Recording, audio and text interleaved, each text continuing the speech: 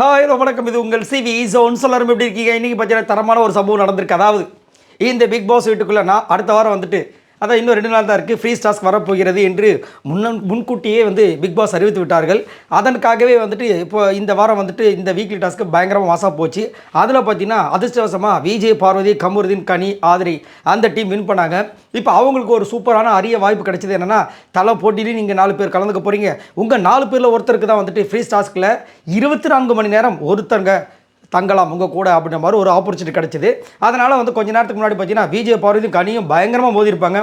விஜய், பார்வதி ஒரு பாயிண்ட் எடுத்தோன்னா அதுக்காக தான் நானும் சொல்கிறேன் அப்படின்னுவாங்க.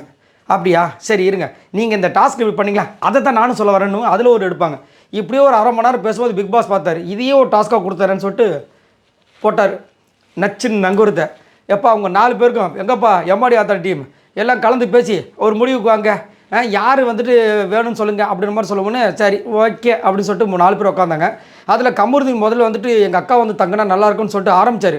ஆனால் ஆல்ரெடி அவர் அந்த விஷயத்த சொல்லிட்டாரு. ஃப்ரீ டாஸ்க்லலாம் அவங்க வர்றதே பெரிய விஷயம், அவங்க வந்துலாம் தங்குவங்களும் தெரியலன்னா வேலைக்கு போகிற பர்சன்ஸ் அப்படின்ற மாதிரி சொல்லிட்டார்.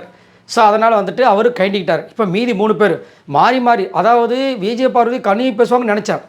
ஆதிரி அங்கே ஒரு ட்விஸ்ட் அடிக்கிறாங்க. என்னென்னா, நான் வெளியே போகும்போது எனக்கு நிறைய விஷயங்கள் நெகட்டிவாக போச்சு, எனக்கு என் ஃபேமிலி தான் கூட இருந்தாங்க. அப்புறமா நான் ஃப்ரீ டாஸ்க்கு சப்போஸ் நான் போகாமல் உள்ள பிக் பாஸ்க்குள்ளே போனால் ஃப்ரீ டாஸ்க்கு நீ வருவேன்னு கேட்கும்போது அவங்க ரொம்ப ஆச்சரியமாக நான் வரேன்னு சொல்லும்போது எனக்கு ரொம்ப ஷாக்கிங்காக இருந்துச்சு. நான் இது வரைக்கும் எங்கள் அம்மாவுக்கு எதுவுமே பண்ணலை, இதையாவது பண்ண விடுங்க கடன் கொட்டார் அவர்களே அப்படின்ற மாதிரி 2 பேரும் கெஞ்ச. ஆனால் கனி அந்த பக்கம் மிஞ்ச, விஜய், பார்வதி இந்த பக்கம் கொஞ்சம் இப்படியே மாறி மாறி போகவே நம்ம அமித் போட்டார்.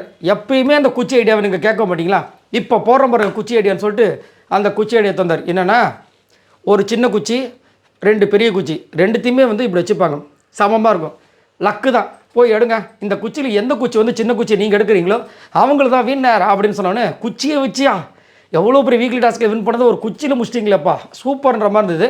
அதுக்கப்புறம் குச்சியை காமிச்சாங்க. ஃபஸ்ட்டு விஜய், பார்வதி எடுத்தாங்க, எத்தவொன்னே தெரிஞ்சிச்சு பெரிய குச்சி அப்படின்னாங்க. அதுக்கப்புறம் ஆதிரி எடுத்தாங்க, சின்ன குச்சி எடுத்துறாங்க. கனிக்கு போச்சான்னு கேட்குறேன். இப்போது விஜய், பார்வதிக்கும் போச்சு, கனிக்கும் போச்சு, நம்ம கமருதனுக்கும் போச்சு, கடைசியில் ஆதிரிக்கு வந்திருக்கு. இதில் என்ன காமெடி தெரியுங்களா? காமெடி மொத்தத்தில் இந்த 24 hours இதுவே போச்சு. ஏன்னா அவங்க தான் வீட்டை விட்டு வெளியே போகிறாங்களே, போகிறவங்களுக்கு எப்படி இது கிடைக்கும்? இது திரும்ப ஒரு ஆப்பர்ச்சுனிட்டி மற்றவங்களுக்கு கிடைக்குமானா திரும்ப ஒரு பெரிய சண்டை வரும். அதனால் பிக் பாஸ் கொடுக்க மாட்டார். அதனால் இவங்க போகும்போது அந்த ஆப்பர்ச்சுனிட்டியை எடுத்துகிட்டு போயிட போகிறாங்க. ஆதிரி எல்லாமே போச்சா, பிம்பிளிக்காக பிளாப்பி ஆகி போச்சு. அதுக்கு தான் முதலே விட்டு கொடுத்துருக்கலாம். அழகாக விஜய், பார்வதி எவ்வளோ பாயிண்ட்ஸ் எடுத்து வச்சாங்க.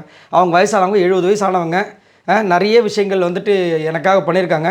கமருதீன் விஷயம் வெளியே வர, எனக்கும் கமருதீனுக்குள்ள இருக்க லவ் ட்ராக்லாம் வெளியே வேறு மாதிரி போயிருக்கும், அதை நான் புரிய வைக்கணும் அது இதுன்னு சொல்லிட்டாங்க. இவங்க சூப்பராக ஆதிரி ஒரு பாயிண்ட் வச்சாங்க கனிக்கு, உங்கள் ஃபேமிலி ஏற்கனவே நீங்கள் சினிமா பிரபலம் ஃபேமிலி, உங்களுக்கு இதெல்லாம் ஒரு விஷயமே கிடையாது அப்படின்ட்டாங்க. ஆதிரி ஓகே, ஆதிரி சொன்ன பாயிண்ட்ஸும் கொஞ்சம் வேலிடாக இருந்துச்சு. ஆனால் கனி விடவே மாட்டேன்ட்டாங்க.